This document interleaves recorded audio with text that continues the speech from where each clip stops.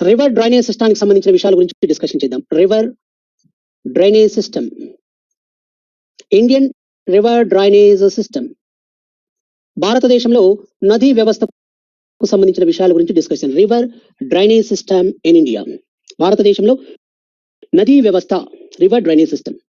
జనరల్గా రివర్స్ వచ్చేసి ఎలా వర్గీకరించవచ్చు అంటే, వాటిని ప్రవహించే దిశను బట్టి ఇలా వర్గీకరించవచ్చండి. ఒకటి వచ్చేసి మనం ఏం చెప్పుకోవచ్చు అంటే, west flowing rivers. One is west flowing rivers, పశ్చిమంగా ప్రవహించే నదులు. వెస్ట్ ఫ్లోయింగ్ రివర్స్, పశ్చిమంగా ప్రవహించి అరేబియా సముద్రంలో కలిసి west flowing reverse. West flowing reverse అంటే పశ్చిమంగా ప్రవహించి అరేబియా సముద్రంలో కలిసే నదులు అని. నెంబర్ 2 వచ్చేసి ఈస్ట్ ఫ్లోయింగ్ రివర్స్, అంటే తూర్పుగా ప్రవహించి, ఈస్ట్ ఫ్లోయింగ్, తూర్పుగా ప్రవహించి బంగాళాఖాతంలో కలిసే బే ఆఫ్ బెంగాల్, బే ఆఫ్ బెంగాల్లో కలిసే నదులని ఇలా 2 కేటగిరీస్ గా డివైడ్ చేయొచ్చండి, ప్రవహించే దిశను బట్టి. ఈ ప్రవహించే దిశను బట్టి ఎన్ని రకాలుగా వర్గీకరించవచ్చండి. One is west flowing rivers అని, నెంబర్ 2 వచ్చేసి ఈస్ట్ ఫ్లోయింగ్ రివర్స్ అని. వెస్ట్ ఫ్లోయింగ్ రివర్స్ వచ్చేసి ఇవి పశ్చిమంగా ప్రవహించి ఎక్కడ కలుస్తాయండి, అరేబియన్ సీ, అరేబియా సముద్రంలో కలుస్తాయి. మరి ఈస్ట్ ఫ్లోయింగ్ రివర్స్ అంటే తూర్పుగా ప్రవహించి బంగాళాఖాతంలో కలిసే నదులు. ఏవే ప్రవహిస్తాయి ఎలా అనేది ఒకసారి డిస్కషన్ చేద్దాం. First one, west flowing reverse అంటే పశ్చిమంగా ప్రవహించి, వెస్ట్ ఫ్లోయింగ్ రివర్స్ పశ్చిమంగా ప్రవహించి అరేబియా సముద్రంలో, అరేబియన్ సీ, అరేబియా సముద్రంలో కలిసే నదులు భారతదేశంలో ఏమున్నాయో ఒకసారి చూడండి. వెస్ట్ ఫ్లోయింగ్ రివర్స్ పశ్చిమంగా ప్రవహించి అరేబియా సముద్రంలో కలిసే నదులండి. ఇక్కడ మీకు ఒక విషయం చెప్పాలి, kindly remember it. West flowing rivers Arabia సముద్రంలో కలిసే నదులు అంటే భారతదేశంలో, ఇండియాలో, particularly in Indian territory 10% river, 10% నదులండి. 10% రివర్స్, 10% నదులు ఎలా ఫ్లో అవుతున్నాయంటే టూ వైడ్స్ ఈస్ట్ అంటే టూ వైడ్స్ వెస్ట్, పశ్చిమంగా ప్రవహించి అరేబియా సముద్రంలో కలుస్తున్న కేవలం 10% నదులు మాత్రమే. Only 10% rivers flows towards west and drains into Arabian sea. కాబట్టి భారతదేశంలో పశ్చిమంగా ప్రవహించి అరేబియా సముద్రంలో కలిసే నదుల పర్సెంటేజ్ ఎంత ఉంది, జస్ట్ 10% ఓన్లీ, కేవలం 10% మాత్రమే పశ్చిమంగా ప్రవహించి అరేబియా సముద్రంలో కలుస్తున్నాయి. ఆ నదులు ఏవి అనేది ఒకసారి మనకు తెలియాలండి. జనరల్ గా అలా ప్రవహించే నదులు వచ్చేసి ఏవే ఉన్నాయో ఒకసారి చూడండి. పశ్చిమంగా ప్రవహించే అరేబియా సముద్రం, వన్ ఈజ్ నర్మదా. దేనికి సంబంధించండి, one is Narmada river, Narmada river, one is Narmada. Next one Narmada Tapati, Tapi or Tapati river. Next one is Sabarmati, Sabarmati river. ఈ సబర్మతి రివర్ కూడా ఎలా ఫ్లో అవుతుందంటే west flowing river, Sabarmati. Mahi river, Mahi. Narmada, Tapati, Sabarmati, Mahi. Next one Vaitarani, Vaitarani river, Vaitarani river, Vaitarani. Next one is Mandavi and Zuari rivers, Mandavi, Mandavi and Zuari, Mandavi, Zuari rivers. Next one Sharavati and Netravati, Sharavathi. Next one Netravati rivers, Sharavathi and Netravati rivers. ఇప్పుడు చూడండి, ఇక Narmada, Tapati, Sabarmati, Mahi rivers central ఇండియాలో అంటే మధ్య భారతదేశంలో ఆరిజిన్ అవుతున్నాయి. The river Narmada, the river Tapati, the river Sabarmati, the river Mahi rivers rises from central India and flows towards west and drains into Arabian Sea. కాబట్టి నర్మదా నదైనా, తపతి నదైనా, నెక్స్ట్ వన్ సబర్మతి అయినా, మాహి రివర్స్ అయినా ఇవన్నీ కూడా ఎలా ఫ్లో అవుతున్నాయంటే it flows towards west and drains into Arabian sea. Yes. Next one Vaitarini river, Vaitarini river. The river Vaitarini it rises from, Vaitarini river it rises from western Ghats అంటే particularly in Sahyadri mountains. It rises from Sahyadri mountains in Maharashtra, Sahyadri mountains in Maharashtra. కాబట్టి మహారాష్ట్రలోని సహ్యాద్రి పర్వతాల్లో జన్మించినది Vaitarani river. The river Vaitarini rises from Sahyadri mountains in the state of Maharashtra. ఇది ఎలా flow అవుతుంది, it flows towards west అంటే పశ్చిమంగా ప్రవహించే అరేబియా సముద్రంలో కలుస్తుంది. నెక్స్ట్ వన్ ఇక్కడ మాండవి అండ్ జువారి రివర్స్ అని మెన్షన్ చేశాం. ఈ మాండవి అండ్ జువారి రివర్స్ కు సంబంధించిన విషయాలు చూడండి ఒకసారి. Mandavi and Zuari rivers both are rises from, ఇవి రెండు కూడా ఎక్కడ ఆరిజిన్ అయ్యాయండి, one is Mandavi and Zuari rivers, both are rises from western Ghats, Western Ghats in Goa, Goa రాష్ట్రంలోని పశ్చిమ కనుమల్లో ఆరిజిన్ అయ్యాయి ఇవి రెండు. Next one Sharavati and Netravati rivers అండి. ఈ శరావతి, నేత్రావతి రివర్స్ కు సంబంధించిన విషయాలు ఏంటంటే the river Sharavati, the river Netravati both are prominent rivers in Karnataka state. Karnataka రాష్ట్రంలో ప్రముఖమైన నదుల్లో one is Sharavathi and number 2 is Netravati rivers. Both are prominent rivers rises from western Ghats in the state of Karnataka. Karnataka రాష్ట్రంలోని ఈ యొక్క వెస్టర్న్ ఘాట్స్ లో జన్మించే ప్రముఖమైన నదులు ఏవి సార్ అంటే one is Sharavathi and number 2 is Netravati rivers. Both are rises from western ghats in the state of Karnataka, Saravati and Netravati river. Both are flows towards west and drains into Arabian Sea. అంటే పశ్చిమంగా ప్రవహించి Arabia సముద్రంలో కర్ణాటక రాష్ట్రంలో ఈ రెండు నదులు. Next one అదే విధంగా కేరళ రాష్ట్రం గురించి మనం డిస్కషన్ చేద్దాం. ఇప్పుడు ఫర్ ఎగ్జాంపుల్ కేరళ రాష్ట్రంలో వెస్టర్న్ ఘాట్స్ లో ఆరిజిన్ అయ్యి అంటే పశ్చిమ కనుమల్లో జన్మించే వెస్టర్న్ ఘాట్స్ పశ్చిమ కనుమల్లో జన్మించి టువర్డ్స్ వెస్ట్ అంటే it flows towards west and drains into Arabian sea అంటే పశ్చిమంగా ప్రవహించి అరేబియా సముద్రంలో కలిసే ప్రధానమైన నదులు వచ్చేసి ఏంటంటే Pamba, Pamba, Periyar, Pamba, Periyar, Kunthipuzha and Bharathapuzha rivers, Kunthipuzha and Bharat Puja rivers, Kunti Puja and Bharat Puja rivers, Kunti Puja and Bharat Puja rivers. One is Pamba, Periyar, Kunti Puja and Bharat Puja rivers. Pamba, Periyar, Kunti Puja and Bharat Puja rivers. ఎక్కడ rise అయ్యాయండి? These four rivers rises from western Ghats in Kerala and flows towards west and drains into Arabian and debouches with Arabian Sea. అంటే debouches అన్న drains అన్న ఒకటే అంటే సముద్రంలో కలిసే ప్రదేశం ఎక్కడ కలుస్తున్నాయి? బంగాళ అరేబియా సముద్రంలో కలుస్తున్నాయి. One is Pamba, Periyar, Kunthipuzha and Bharathapuzha rivers. ఓకేనండి, ఇవి ఇలా విషయాలు ఉన్నాయి. ఇవన్నీ వెస్ట్ ఫ్లోయింగ్ రివర్స్, అంతవరకు మీకు క్లియర్ కట్ గా తెలిసిపోయింది. కాబట్టి భారతదేశంలో 10% రివర్ 10% నదులు పశ్చిమంగా ప్రవహించే అరేబియా సముద్రంలో కలుస్తున్నాయి. ఓకేనండి, ఎస్. ఓకే, 90% రివర్స్ 90% నదులు ఎలా ఉన్నాయో భారతదేశంలో చూడండి. 90% reverse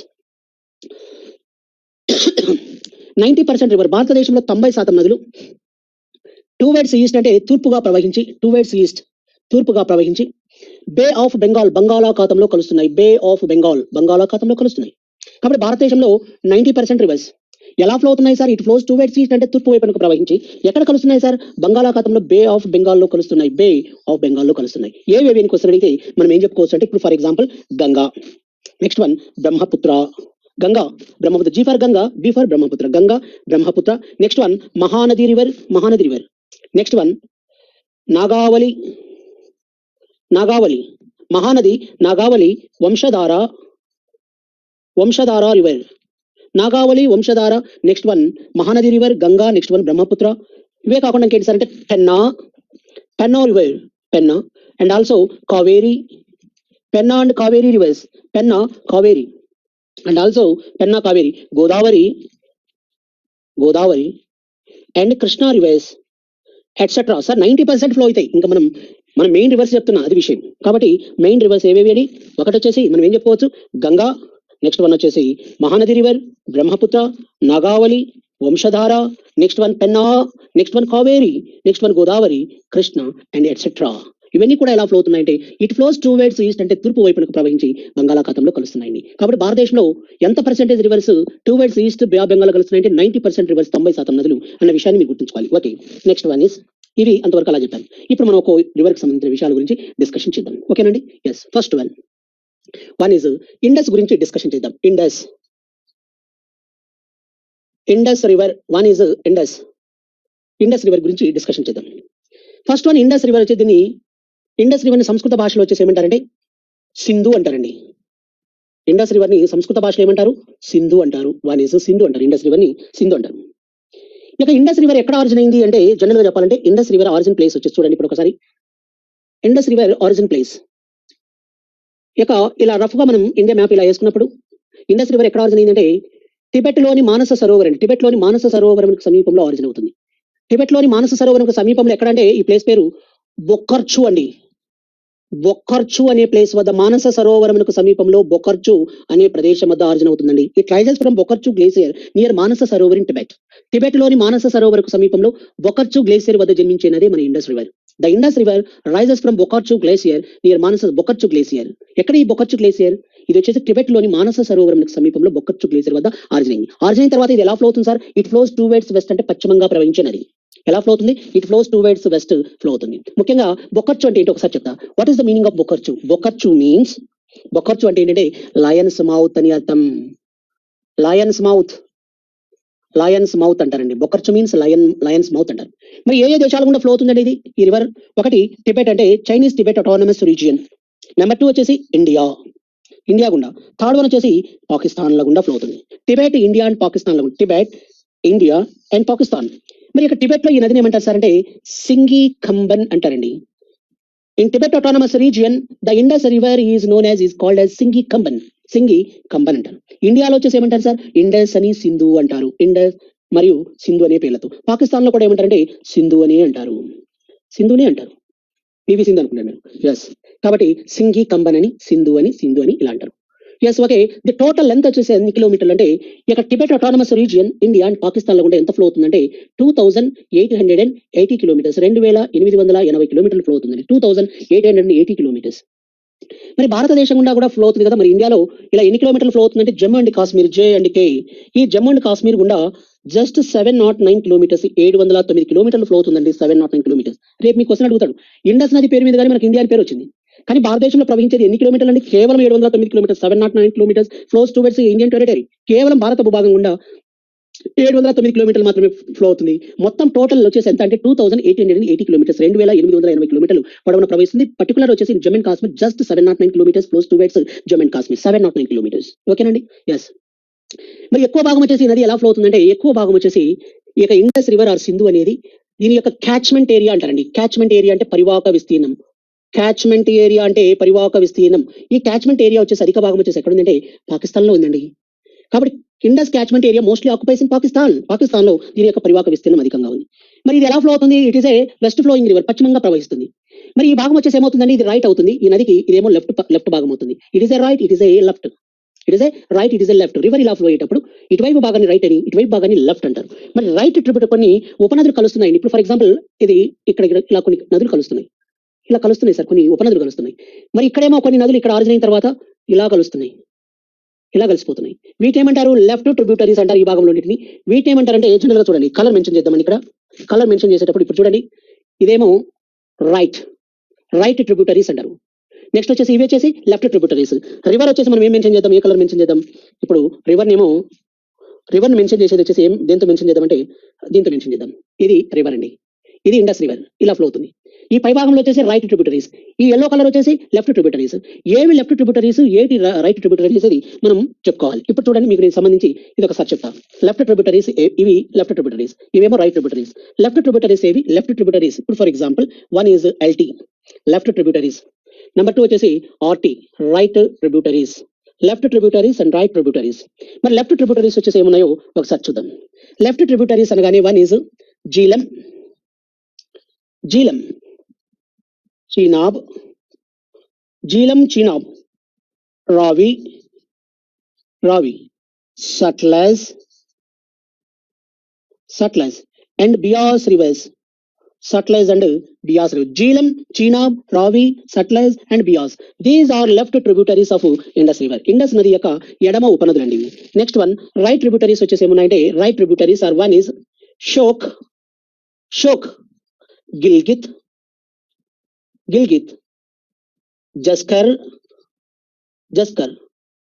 Nubra and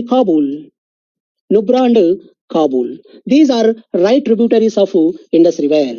Left tributaries and right tributaries. Right tributaries are 1 is Shok, Gilgit, Jaskar, Nubra and Kabul. Right tributaries are 1 is Jhelum. Left tributaries are 1 is Jhelum, Chenab, Ravi, Sutlej, Bias rivers. ఇలా విషయాలు ఉన్నాయి. ఒక్కో దాని గురించి ఇప్పుడు for example ఇక Indus నది డిబౌచెస్ with Arabian sea, అంటే అరేబియా సముద్రంలో కలిసే ప్రదేశం ఎక్కడంటే పాకిస్తాన్లోని కరాచీ అనే ప్రదేశం వద్ద అండి. పాకిస్తాన్లోని కరాచీ అనే ప్రదేశం వద్ద ఏమవుతుంది? ఇది పాకిస్తాన్లోని కరాచీ అనే ప్రదేశం వద్ద డిబౌచెస్ విత్ అరేబియన్స్ అంటే అరేబియా సముద్రంలో కలుస్తుంది. కాబట్టి ఇంకొక విషయం ఏంటంటే 1960లో 1960 సంవత్సరంలో ఇండియా మరియు పాకిస్తాన్ల మధ్య 1960లో ఇండస్ వాటర్ ట్రీటీ జరిగిందండి. ఇండస్ నదీ జలాల ఒప్పందం. ఇండస్ వాటర్ ట్రీటీ అంటే సింధు నది జలాల ఒప్పందం. ఇండస్ వాటర్ ట్రీటీ అంటారు. ఇక ఇండస్ వాటర్ ట్రీటీ అంటే సింధు నది జలాల ఒప్పందం. ఇక సింధు నది జలాల ఒప్పందం ఎప్పుడు జరిగిందండి? ఇది 1960లో 1960 సంవత్సరంలో ఇండస్ వాటర్ ట్రీటీ, సింధు నది జలాల ఒప్పందం అనేది జరిగింది. ఇండస్ వాటర్ ట్రీటీ 1960లో జరిగింది. ఓకేనా? ఎవరి మధ్య ఇది? ఇండియా మరియు పాకిస్తాన్ల మధ్య సింధు నది జలాల ఒప్పందం జరిగిన సంవత్సరం ఎప్పుడంటే 1960లో ఇండస్ వాటర్ ట్రీటీ, సింధు నది జలాల ఒప్పందం. ఇవి అంతవరకు అలా విషయాలు ఉన్నాయి. Okay, next one. ఇప్పుడు మనం గుర్తుపెట్టుకోవాల్సిన ఇంకా విషయాలు వచ్చేసి ఏంటంటే ఇవే కాకుండా ఇప్పుడు ఒక నది గురించి మనం డిస్కషన్ చేయాలి. ఇప్పుడు చూడండి, ఒకటి ఫస్ట్ వన్ జీలం రివర్ గురించి మనం డిస్కషన్ చేద్దామండి. జీలం రివర్ అంటున్నాం మనం. జీలం రివర్ ఇది ఎక్కడ ఆరిజిన్ అయింది? జీలం నది అనేది ఫస్ట్ మనకు తెలియాలి. జీలం రివర్ ఆరిజిన్ ప్లేస్ వచ్చేసి ఎక్కడంటే జీలం నది జన్మస్థలం కాశ్మీర్లో, అంటే హిమాలయన్ మౌంటైన్స్ లో కాశ్మీర్ వ్యాలీ. ఇక కాశ్మీర్లో వచ్చేసి కాశ్మీర్లోని వెరినాగ్ అనే ప్రదేశం వద్ద ఆరిజిన్ అయిందండి. వెరినాగ్ అనే ప్రదేశం వద్ద ఆరిజిన్ అయింది. వెరినాగ్ అనే ప్రదేశం వద్ద ఆరిజిన్ అయిన నది వచ్చేసి ఏదంటే Jhelum river. It rises from Verinag in Himalayan mountains. మరి జీలం నది ట్రిమ్ము అనే ప్లేస్ వద్ద ఈ ట్రిమ్ అనే ప్రదేశం మధ్య ఏమవుతుందంటే ట్రిమ్ అనే ప్లేస్ వద్ద ఈ ట్రిమ్ అనేది ఎక్కడ ఉంది అనేది పాకిస్తాన్ లో ఉంటుంది. ట్రిమ్ అనే ప్లేస్, ఈ ట్రిమ్ అనే ప్లేస్ వద్ద జీలం రివర్ చీనాబ్ నదితో మెర్జ్ అయిపోతుందండి. జీలం నది చీనాబ్ నదితో మెర్జ్ అయ్యే ప్లేస్ ఎక్కడండి? ట్రిమ్ అనే ప్లేస్ అనే విషయాన్ని మీరు గుర్తుపెట్టుకోవాలి. ట్రిమ్ అనే ప్రదేశం వద్ద కలుస్తుంది కాబట్టి ట్రిమ్ అనే ప్లేస్ ఇది వచ్చేసి పాకిస్తాన్ లో ఉంది. ఇక ట్రిమ్ అనే ప్లేస్ వద్ద జీలం రివర్ చీనాబ్ రివర్ తో మెర్జ్ అయిపోతుందంటే కలిసిపోతుంది. కాబట్టి ఇవి జీలం నదికి సంబంధించిన అంశాలు. మరి ఈ యొక్క జీలం నదికి సంబంధించిన ప్రధానంగా అలా చెప్పుకున్నప్పుడు ఈ యొక్క జీలం నది వచ్చేసి జీలం నది కాశ్మీర్ వ్యాలీలోకి ఫ్లో అవుతుందండి. కాశ్మీర్ వ్యాలీ, కాశ్మీర్ లోయలోకి ప్రవహిస్తుంది. కాశ్మీర్ వ్యాలీలోకి ప్రవహిస్తుంది జీలం నది. ఈ కాశ్మీర్ వ్యాలీలోకి ప్రవహించిన తర్వాత ఇక జీలం నది చేత ఒక పెద్ద సరస్సు ఏర్పడింది. దాన్ని ఏమంటారంటే ఊలార్ లేక్ అంటారు. ఊలార్, ఇక ఊలార్ సరస్సు అనేది ఏర్పడిందండి. ఊలార్ లేక్, ఊలార్ సరస్సు అనేది ఏర్పడింది అన్న విషయాన్ని మనకు ఊలార్ లేక్. ఈ ఊలార్ సరస్సు యొక్క స్పెషాలిటీ ఏంటంటే ఊలార్ లేక్ అనేది ఊలార్ సరస్సు ఏమంటున్నామంటే ఊలార్ సరస్సు. ఈ ఊలార్ సరస్సు వచ్చేసి యాజ్ పర్ వాటర్ క్వాంటిటీ అంటే నీటి పరిమాణంలో భారతదేశంలో అతిపెద్ద మంచినీటి సరస్సు ఏదంటే ఊలార్ లేక్. భారతదేశంలో as per water quantity it is the largest, it is the biggest fresh water lake in the country. నీటి పరిమాణంలో భారతదేశంలో అతిపెద్ద మంచినీటి సరస్సు ఏదంటే ఊలార్ లేక్. ఏ రాష్ట్రంలో ఉందండి? జనరల్ గా ఇప్పుడు చెప్పాలంటే జమ్మూ అండ్ కాశ్మీర్ కేంద్రపాలిత ప్రాంతంలో ఉందండి ఊలార్ లేక్. ఏ నది చేత ఏర్పడింది అంటే ఇక జీలం రివర్ చేత ఇక ఊలార్ సరస్సు అనేది ఏర్పడింది అనే విషయాన్ని మీరు గుర్తుపెట్టుకోవాలి. ఈ ఊలార్ సరస్సు యొక్క ముఖద్వారం ఇప్పుడు ఫర్ ఎగ్జాంపుల్ చూడండి, ఇది ఇలా ఉన్నప్పుడు ఇదంతా మొత్తం సరస్సు అండి. ఈ ఉలార్ సరస్సు ఇలా ఉంటే ఈ ఉలార్ సరస్సు యొక్క ముఖద్వారం అంతా ఈ భాగంలో ఏం చేశారంటే ఒక థర్మల్ పవర్ స్టేషన్ ఏర్పాటు చేశారండి. Thermal power plant. దేన్ని ఏర్పాటు చేశారు? Thermal power plant. ఈ థర్మల్ పవర్ ప్లాంట్ ఏమంటారంటే జల విద్యుత్ శక్తి కేంద్రం అండి. కాబట్టి ఉలార్ సరస్సు యొక్క ముఖద్వారం వద్ద జల విద్యుత్ శక్తి కేంద్రాన్ని ఏర్పాటు చేశారు. దాన్ని ఏమని పిలుస్తారు అంటే తుల్బుల్. ఏంటండి ఇది? తుల్బుల్. తుల్బుల్ జల విద్యుత్ ప్రాజెక్ట్. HEP అంటే హైడ్రో ఎలక్ట్రిక్ పవర్ ప్లాంట్ అంటారు. జల విద్యుత్ ప్రాజెక్ట్, తుల్బుల్ జల విద్యుత్ ప్రాజెక్ట్. ఈ తుల్బుల్ జల విద్యుత్ ప్రాజెక్ట్ వచ్చేసి ఏంటంటే ఇండియా అండ్ పాకిస్తాన్ల మధ్య వివాదాస్పదమైన జల విద్యుత్ ప్రాజెక్ట్ ఈ Tulbul hydro electric power plant అండి. Tulbul hydro electric power plant. ఇది జీలం నది. ఇంకా జీలం నదిపై ఉన్న కొన్ని హైడ్రో ఎలక్ట్రిక్ పవర్ ప్లాంట్స్ ఏమున్నాయో ఒకసారి చూద్దాం. Hydro electric power plants and Jhelum river అన్నప్పుడు మనం ఏం చెప్పుకోవచ్చు అంటే అప్పర్ జీలం అండి. Upper Jhelum hydro electric power plant one is. రెండవది lower Jhelum hydro electric power plant. Lower Jhelum hydro electric power plant. Upper Jhelum and lower Jhelum hydro electric power plants. Upper Jhelum and lower Jhelum hydro electric power plants. Next one Uri hydro electric power plant. Uri hydro electric power plant అంటారు. One is upper Jhelum hydro electric power plant. Number 2 is lower Jhelum hydro electric power plant. Next one Tulbul hydro electric power plant and also Uri hydro electric power plant. ఏ నదిపై నిర్మించారు అంటే Jhelum river పై నిర్మించారు అన్న విషయాన్ని మీరు గుర్తుపెట్టుకోవాలి. ఓకేనా అండి? అది అలా విషయాలు. జీలం తర్వాత జీలం చీనాబ్ రివర్. ఇక చీనాబ్ రివర్ కు సంబంధించిన విషయాల గురించి డిస్కషన్ చేద్దాం. ఇక చీనాబ్ రివర్ కు సంబంధించిన విషయాలు ఏంటంటే చీనాబ్ నది వచ్చేసి రెండు సెలయల యొక్క కలయిక అండి. One is Chandra and number 2 is Bhaga. One is Chandra, number 2 is Bhaga river. Chandrabhaga river అంటారు. One is Chandra and number 2 is Bhaga. ఈ రెండు సెలయేర్లు అంటే స్ట్రీమ్స్ అంటే సెలయేర్లు అండి, అంటే చిన్న పాయలు. ఈ రెండు చిన్న పాయలు కలిసే చినాబ్ నది. అందువల్ల చినాబ్ నదిని ఏమంటారంటే చంద్రభాగా రివర్ అంటారండి. ఏమంటారు? చంద్రభాగా రివర్ అంటారు. చినాబ్ రివర్ వచ్చి చంద్ర అండ్ బాగా అనే రెండు స్ట్రీమ్స్ యొక్క కలయిక చంద్రభాగా. కాబట్టి చినాబ్ రివర్ చంద్ర అండ్ బాగా అనే సెలయేర్లు. ఇక చినాబ్ నది జన్మస్థలం వచ్చేసి ఎక్కడ అంటే దీని యొక్క జన్మస్థలం బారాలాప్చా పాస్ అండి. బారాలాప్చా పాస్ హిమాచల్ ప్రదేశ్. ఎక్కడ ఇది? బారాలాప్చా పాస్ అనేది హిమాచల్ ప్రదేశ్ రాష్ట్రంలో ఉంటుంది. యొక్క బారాలాప్చా ఖండంలో జన్మించే ప్రధానమైనది యొక్క చినాబ్ రివర్. కాబట్టి చినాబ్ నది జన్మస్థలం వచ్చేసి బారాలాప్చా పాస్ హిమాచల్ ప్రదేశ్. బారాలాప్చా ఖండం వద్ద జన్మిస్తుంది. బారాలాప్చా ఖండం వద్ద జన్మించినది యొక్క చినాబ్ రివర్. ఇక చినాబ్ నది వచ్చేసి జనరల్ గా చినాబ్ నది పాకిస్తాన్ కంట్రీ అవుతుంది. తర్వాత చినాబ్ నది వచ్చేసి అది దాని యొక్క విషయం. మరి ఇక్కడ ఎక్కడ కలుస్తుంది ఈ యొక్క సట్లెజ్ నదితో అంటే Chenab river joins to meets the Sutlej river. C for Chenab, S for Sutlej river. Chenab నది సట్లెజ్ నదితో కలిసే ప్రదేశం ఎక్కడంటే పంచనాడ్ ఇన్ పంచనాడ్. ఏం నాడండి? పంచనాడ్ అనే ప్లేస్ వచ్చేసి ఎక్కడ ఉంటుందంటే పాకిస్తాన్ లో ఉందండి. పాకిస్తాన్ లోని పంచనాడ్ అనే ప్లేస్ వద్ద చీనాబ్ రివర్ సట్లెజ్ నదితో కలుస్తుంది. ఈ జమ్మూ అండ్ కాశ్మీర్ రాష్ట్రంలో మరి ముఖ్యంగా జమ్మూ అండ్ కాశ్మీర్ కేంద్ర పాలిత ప్రాంతంలో చీనాబ్ రివర్ పై నిర్మించిన కొన్ని హైడ్రో ఎలక్ట్రిక్ పవర్ ప్లాంట్ చూడండి. చీనాబ్ రివర్ పై ఉన్న హైడ్రో ఎలక్ట్రిక్ పవర్ ప్లాంట్స్ అన్నప్పుడు one is Salal hydro electric power plant అండి. One is Salal hydro electric power plant. కాబట్టి చీనాబ్ రివర్ పై హైడ్రో ఎలక్ట్రిక్ పవర్ ప్లాంట్స్ జల విద్యుత్ ప్రాజెక్టులు. One is Salal hydro electric power plant. Number 2 is Baglihar hydro electric power plant. ఈ యొక్క Baglihar hydro electric power plant వచ్చేసి one is Salal, number 2 is Baglihar hydro electric power plant అంటున్నాం. బాగ్లీహర్ hydro electric power plant. And third one is మూడవది వచ్చేసి ఏంటంటే Dulhasti Dulhasti hydro electric power plant అంటున్నాం. Dulhasti hydro electric power plant. 1 is Salal, number 2 is Baglihar and number 3 is Dulhasti hydro electric power plant. ఇక్కడ Baglihar hydro electric power plant అంటున్నాం కదండి. ఈ Baglihar hydro electric power plant వచ్చేసి India and Pakistan, Bharat పాకిస్తాన్ల మధ్య వివాదాస్పదమైన హైడ్రో ఎలక్ట్రిక్ పవర్ ప్లాంట్ ఏదైతే ఈ యొక్క Baglihar hydro electric power plant. ఇది దేనికి సంబంధించి? చీనాబ్ నదికి సంబంధించిన అంశాలు. జీలం చీనాబ్, రావి నదికి సంబంధించిన విషయాల గురించి డిస్కషన్ చేయాలండి. ఈ యొక్క రావి నది వచ్చేసి ఎక్కడ ఆరిజిన్ అయింది, ఏంటి దీని యొక్క విషయం ఏంటంటే, రావి నది వచ్చేసి జన్మస్థలం, origin place, the main source of Ravi river, origin place, it rises from, origin place వచ్చేసి జన్మస్థలం ఎక్కడ అంటే హిమాచల్ ప్రదేశ్ రాష్ట్రంలోని రోహతాంగ్ పాస్ అన్న విషయాన్ని మనం గుర్తుపెట్టుకోవాలండి. రోహతాంగ్ పాస్, రోహతాంగ్ కనుమ వద్ద ఆరిజిన్ అయిందండి. రోహతాంగ్ పాస్, ఈ రోహతాంగ్ పాస్ వద్దనే ఏం చేశారంటే ఒక టన్నెల్ కూడా ఏర్పాటు చేశారు. రోడ్ టన్నెల్ అండి. ఇక రోడ్ టన్నెల్ ఇక రోహతాంగ్ పాస్ వద్ద ఏర్పాటు చేశారు. దాన్ని ఏమంటారంటే జవహర్ రోడ్ టన్నెల్ అంటారు. జవహర్లాల్ నెహ్రూ రోడ్ టన్నెల్ అంటే జవహర్లాల్ నెహ్రూ రోడ్డు సరంగం అనేది జవహర్ రోడ్ టన్నెల్ యొక్క రోహతాంగ్ కనుమ వద్ద ఏర్పాటు చేశారు. ఇది ఒకటి విషయం, రోహతాంగ్. ఒక ఇంకో విషయం ఏంటంటే, ఇక రావి రివర్ వచ్చేసి ముఖ్యంగా రావి రివర్ అనేది దీనికి సంబంధించిన విషయాలు ఏంటంటే, రావి నది జన్మస్థలం వచ్చేసి ఎక్కడ? రోహతాంగ్ పాస్ అనం. రావి రివర్ ఆర్ ఫర్ రావి, రావి నది చీనాబ్ నదితో కలిసే ప్రదేశం ఎక్కడ అంటే రంగపూర్ ఇన్ పాకిస్తాన్. పాకిస్తాన్లోని రంగపూర్ అనే ప్రదేశం వద్ద, ఏం పూర్ అండి? రంగపూర్.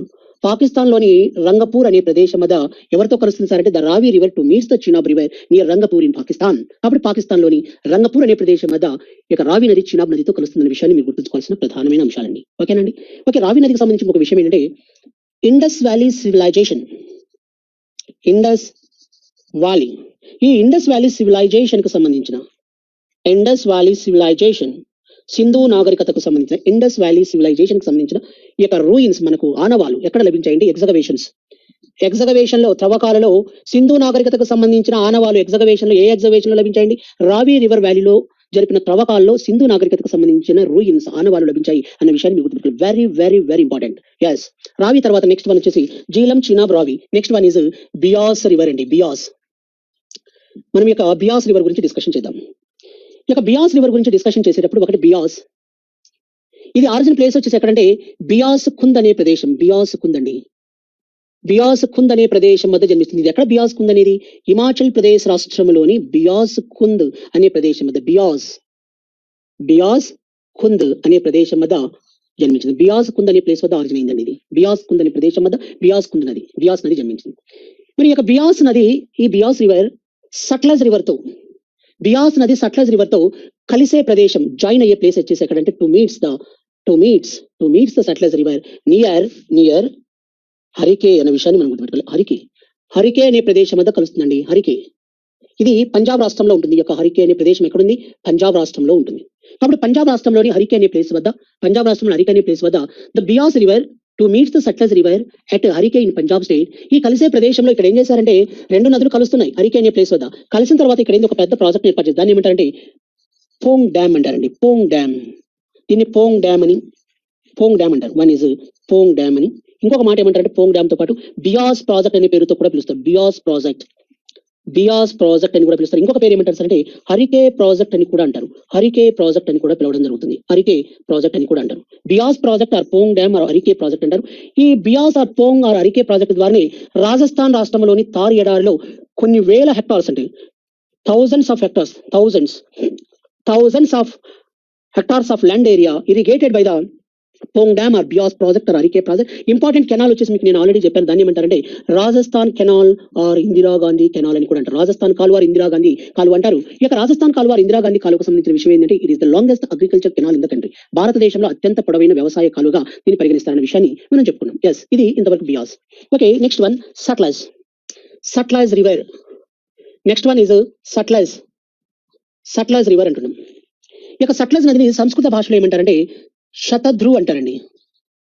శతద్రు అని పిలుస్తారు. సంస్కృత భాషలో ఏమంటారండి? శతద్రు అంటారు దీన్ని, Sutlej river. In Sanskrit language సంస్కృత భాషలో దీని ఏమంటారు? శతద్రు అంటారండి సట్లెజ్ నదిని. ఎస్, దీనికి సంబంధించిన ఇంకో విషయం ఏంటంటే సట్లెజ్ నది వచ్చేసి మరి ముఖ్యంగా ఏం చేస్తుందంటే ఇవన్నీ కూడా మనం ఏం చెప్పుకున్నామండి ఇందాక? లెఫ్ట్ ట్రిబ్యూటరీస్ లో జీలమన్నం, చీనాబన్నం, రావి అన్నం, బియాస్ అన్నం, ఈ 4 నదులు సట్లెజ్ నదితో కలుస్తాయి. సట్లెజ్ నది ఏం చేస్తుందంటే వీటన్నింటినీ కలుపుకొని, including all reverse, all tributaries, వీటిని కలుపుకొని మిథాన్ కోట్ అనే ప్లేస్ వద్ద, మిథాన్ కోట్ ఇన్ పాకిస్తాన్ లోని మిథాన్ కోట్ అనే ప్లేస్ వద్ద the Jhelum, Chenab, Ravi, Sutlej and Beas rivers to meets the Indus river at Mithan Kot in Pakistan లోని మిథాన్ కోట్ అనే ప్లేస్ వద్ద కలుస్తాయి. ఫైనల్ అల్టిమేట్లీ వచ్చేసి ఏమవుతుందంటే Indus river debouches with Arabian sea at Karachi in Pakistan. కాబట్టి పాకిస్తాన్ కరాచీ అనే ప్రదేశం వద్ద ఇవన్నీ పోయి అలా కలవడం జరుగుతుంది. ఈ సట్లెజ్ నదిపై కొన్ని ప్రాజెక్టులు ఏర్పాటు చేశారండి. సట్లెజ్ నదిపై ఏర్పాటు చేసిన ప్రముఖమైన ప్రాజెక్ట్ అన్నప్పుడు మనం ఏం చెప్పుకోవచ్చు? ఫర్ ఎగ్జాంపుల్, ఒకటి బాక్రానంగల్ మల్టీపర్పస్ ప్రాజెక్ట్ అండి. ఈ Bhakra Nangal multipurpose project,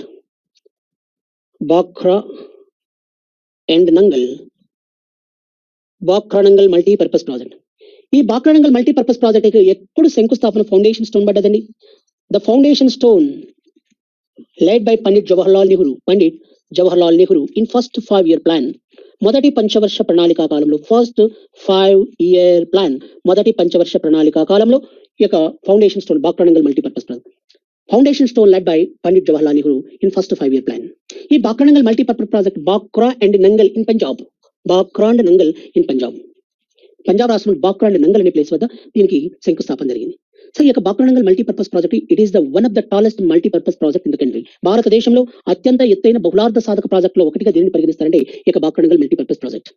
it is one of the tallest multipurpose project in the country, Bhakra Nangal. ఈ బాక్రానంగల్ మల్టీపర్పస్ ప్రాజెక్ట్ వచ్చేసి జనరల్ గా ఏంటంటే దీనికి సంబంధించి ఈ యొక్క బాక్రానంగల్ మల్టీపర్పస్ ప్రాజెక్ట్ వచ్చేసి it is a joint owned project అండి. It is a joint owned multipurpose project. Between ఎవరెవరి మధ్య అనేది? ఈ Bhakra Nangal multipurpose project is a joint owned multipurpose project between one is Himachal Pradesh, Punjab, Rajasthan and Haryana. Himachal Pradesh, Punjab, Rajasthan and Haryana states అండి. హిమాచల్ ప్రదేశ్, పంజాబ్, రాజస్థాన్ అండ్ హర్యానా స్టేట్ల మధ్య it is a joint owned multipurpose project lies between Himachal Pradesh, Punjab, Rajasthan and Haryana states. ఈ Bhakra Nangal multipurpose project ఏర్పాటు చేసినప్పుడు ఈ ప్రాజెక్ట్ యొక్క వెనుక జలాల వల్ల బ్యాక్ వాటర్ అంటారని. ఏం వాటర్ అండి? Back water. ఈ బ్యాక్ వాటర్ వచ్చేసి ఏమైంది సార్? బ్యాక్ వాటర్ ద్వారా అంటే బాక్రానంగల్ మల్టీపర్పస్ ప్రాజెక్ట్ యొక్క బ్యాక్ వాటర్, వెనుక జలాలు, బ్యాక్ వాటర్ అంటే వెనుక జలాల వల్ల. ఈ Bhakra Nangal multipurpose project back water, వెనుక జలాలు. ఈ Bhakra Nangal multipurpose project back water, వెనుక జలాల వల్ల ఒక పెద్ద సరస్సు ఏర్పడింది. దాన్ని ఏమంటారండి? గోవింద్ సాగర్ లేక్ అంటారు. అండి. ఈ గోవింద్ సాగర్ లేక్ వచ్చేసి ఏంటంటే it is the biggest man made lake in India. Man made lake in India అన్న విషయాన్ని మీరు, it is the biggest man made lake in India అని. కాబట్టి భారతదేశంలో ఈ యొక్క Bhakra Nangal multipurpose project back water, వెనుక జలాల వల్ల ఈ యొక్క గోవింద్ సాగర్ లేక్ అనేది ఏర్పడింది. It is the biggest man made lake in the country. భారతదేశంలో అతిపెద్ద మానవ నిర్మిత సరస్సు వచ్చేసి ఏది సార్ అంటే గోవింద్ సాగర్ లేక్. ఈ గోవింద్ సాగర్ లేక్ యొక్క speciality it is the biggest man made lake in the country అన్న విషయాన్ని మీరు గుర్తుపెట్టుకోవాలి. ఎలా ఏర్పడింది సార్ అంటే ఈ యొక్క బాక్రానంగల్ బ్యాక్ వాటర్ వల్ల ఏర్పడింది. ఇవి ఇలా విషయాలు దేనికి సంబంధించిన అంశాలు అంటే ఇవన్నీ కూడా ఇండస్ అండ్ ఇట్స్ ట్రిబ్యూటరీస్ కు సంబంధించిన విషయాలు. ఓకే, రివర్ డ్రైనేజ్ సిస్టమ్, నదీ వ్యవస్థ. ఈ రివర్ డ్రైనేజ్ సిస్టమ్ కు సంబంధించిన విషయాల గురించి డిస్కషన్ చేద్దామండి. రివర్ డ్రైనేజ్ సిస్టమ్, నదీ వ్యవస్థ. రివర్ డ్రైనేజ్ సిస్టమ్ అంటే నదీ వ్యవస్థ అంటాం. ఈ నదీ వ్యవస్థకు సంబంధించి ఆల్రెడీ మనం ఏం డిస్కషన్ చేశామంటే ఇండస్, దాని ట్రిబ్యూటరీస్ గురించి డిస్కషన్ చేశాం. ఇప్పుడు డిస్కషన్ చేయాల్సిన ముఖ్యమైన అంశం వచ్చేసి ఏంటంటే రివర్ గంగా నదికి సంబంధించిన విషయాల గురించి డిస్కషన్ చేయాలండి. గంగా నది, ఈ గంగా నదికి సంబంధించిన విషయాల గురించి మనం discussion. River Ganga. First one, river గంగాకు సంబంధించిన విషయాలు చెప్పే ముందు ఒక చిన్న విషయం మీరు గుర్తుపెట్టుకోవాలండి. ఉత్తరాఖండ్ రాష్ట్రంలో కొన్ని సెలయేర్లు కలయిక జరుగుతుంది. ఆ సెలయేర్లు ఎక్కడెక్కడ కలుస్తున్నాయో ఒకసారి చూడండి. ఫస్ట్ వన్, ఎక్కడెక్కడ కలుస్తున్నాయి అంటే ఇది తెలుసుకున్న తర్వాత మనం గంగా నది గురించి డిస్కషన్ చేద్దామండి. ఒకటి, first one is Vishnuprayag. ఏం ప్రయాగ అండి? విష్ణు ప్రయాగ. ఈ యొక్క విష్ణు ప్రయాగ అనే ప్లేస్ వద్ద వచ్చేసి ఏంటంటే విష్ణు ప్రయాగకు సంబంధించిన విషయాలు. విష్ణు ప్రయాగ వద్ద వచ్చేసి ఏ నదులు కలుస్తున్నాయి, ఏ సెలయేర్లు కలుస్తున్నాయి అంటే విష్ణు ప్రయాగ వద్ద ఒకటి Alaknanda. One is Alaknanda. Number 2 is Dhauli Ganga. ఏం గంగా అండి? ధౌలి గంగా. కాబట్టి అలకనంద మరియు ధౌలి గంగా అనే రెండు సెలయేర్లు కలిసే ప్రదేశం ఎక్కడంటే Vishnu Prayag in the state of Uttarakhand. కాబట్టి ఉత్తరాఖండ్ రాష్ట్రంలోని విష్ణు ప్రయాగ అనే ప్రదేశం వద్ద అలకనంద మరియు ధౌలి గంగా అనే సెలయేర్లు కలుస్తాయి. నెంబర్ టూ వచ్చేసి second thing is next one Karnaprayag. ఈ కర్ణప్రయాగ అనే ప్లేస్ వద్ద వచ్చేసి ఏంటంటే విష్ణు గంగా, అలకనంద మరియు అలకనంద మరియు పిండారి నదులు కలుస్తాయండి. పిండారి నదులు కలుస్తాయి. అలకనంద మరియు పిండారి నదులు కలిసే ప్రదేశం Karnaprayag. Next one, third one is Rudraprayag అనే ప్రదేశం. ఈ రుద్రప్రయాగ వద్ద ఏ సెలయేర్లు కలుస్తాయండి? రుద్రప్రయాగ వద్ద అలకనంద మరియు మందాకిని నదులు కలుస్తాయన్న విషయాన్ని మీరు గుర్తుంచుకోవాలి. అలకనంద మరియు మందాకిని నదులు కలుస్తాయండి. ఇది విషయం. Listen carefully. కాబట్టి కొన్ని ప్లేసెస్ ఉన్నాయండి, కొన్ని హిస్టారికల్ ప్లేసెస్, కొన్ని సాక్రెడ్ ప్లేసెస్ ఉత్తరాఖండ్ రాష్ట్రంలో. ఉత్తరాఖండ్ రాష్ట్రాన్ని ఏమంటారంటే దేవభూమి అంటారండి. ఇట్ ఇస్ ఏ దేవభూమి అని దేని పిలుస్తారంటే ఉత్తరాఖండ్ రాష్ట్రాన్ని. ఉత్తరాఖండ్ రాష్ట్రంలో కొన్ని హిస్టారికల్ ప్లేసెస్ మరియు అదేవిధంగా కొన్ని జాగ్రఫికల్ ప్లేసెస్, కొన్ని మంచి సాక్రెడ్ ప్లేసెస్ ఉన్నాయి, పవిత్రమైన ప్రదేశాలు. ఈ పవిత్రమైన ప్రదేశాలు అన్నప్పుడు ఒకటి విష్ణు ప్రయాగ అంటున్నాం. ఈ యొక్క విష్ణు ప్రయాగ అనే ప్రదేశం మీద ఏ సెలయేర్లు కలుస్తాయంటే అలకనంద, దౌలి గంగా అనే 2 సెలయేర్లు కలుస్తాయి. కాబట్టి అలకనంద, దౌలి గంగా అనే 2 సెలయేర్లు కలిసే ప్రదేశం ఇక్కడ. The Alaknanda and the Dhauli Ganga streams are confluence at Vishnu Prayag in the state of Uttarakhand. Number 2, Karnaprayag it is sacred place, it is sacred place for Hindus. ఈ కర్ణప్రయాగ అనే ప్లేస్ వద్ద the river stream Alaknanda, the stream Pindari, both are confluence at Karnaprayag in the state of Uttarakhand. కాబట్టి ఉత్తరాఖండ్ రాష్ట్రంలోని కర్ణప్రయాగ అనే ప్రదేశం వద్ద అలకనంద మరియు పిండారి అనే 2 సెలయేర్లు కలుస్తాయి. Third one Rudraprayag. ఈ యొక్క రుద్రప్రయాగ అనే ప్లేస్ వద్ద వచ్చేసి అలకనంద అనే సెలయేరు, మందాకిని అనే సెలయేరు, ఈ 2 సెలయేర్లు కలిసే ప్రదేశం ఎక్కడంటే రుద్రప్రయాగ అనే విషయాన్ని మీరు గుర్తుంచుకోవాలి. రుద్రప్రయాగ వద్ద కలుస్తాయి. ఇంకొక విషయం ఏంటంటే దేవప్రయాగ. ఏంటంటే ఇది నేను దేవప్రయాగ సంబంధించిన విషయం ఇప్పుడు నేను చెప్తాను. ఈ విషయాలు మీరు చాలా జాగ్రత్తగా అబ్జర్వ్ చేయాలండి. ఓకేనండి? ఎస్. ఇప్పుడు చూడండి, నెక్స్ట్ వన్, గంగా నది, ద రివర్ గంగా నదికి సంబంధించిన విషయాల గురించి మనం ఇప్పుడు డిస్కషన్ చేద్దాం. గంగా నది అనేది 2 సెలయేర్ల యొక్క కలయిక అండి. ఇందాకనే మనం డిస్కషన్ చేసాం. విష్ణు ప్రయాగ వద్ద పలాని సెలయేర్లు కలుస్తాయి, కర్ణప్రయాగ వద్ద ఇవి, రుద్రప్రయాగ వద్ద ఇవి కలుస్తాయనే విషయాన్ని మీకు నేను చెప్పాను కదండి. ఇప్పుడు గంగా నది ఎలా అంటే చూడండి, వన్ ఈజ్ ఇవి హిమాలయన్ మౌంటైన్స్ అండి, హిమాలయన్ రేంజెస్, హిమాలయన్ మౌంటైన్స్. ఈ హిమాలయన్ మౌంటైన్స్ లో, హిమాలయ పర్వతాలలో అలకనంద మరియు భగీరథి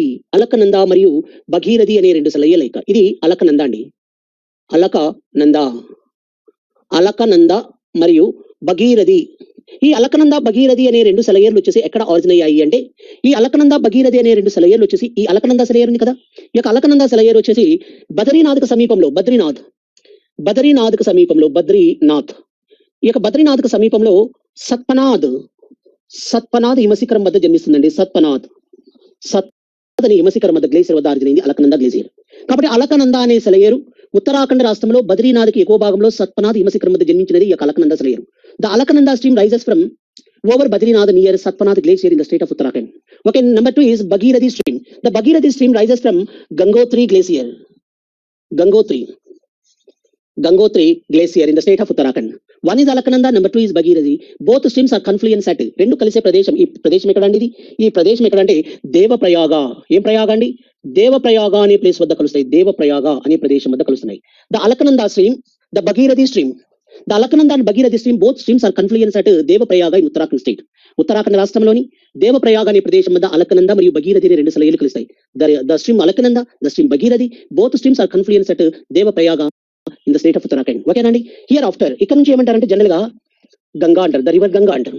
గంగా నది ఎలా ఫ్లో అవుతుందంటే, ఒకటి ఉత్తరాఖండ్ రాష్ట్రం, Uttar Pradesh, Bihar, west Bengal and Jharkhand also, ఈ రాష్ట్రాల గుండా ఫ్లో అవుతుందండి.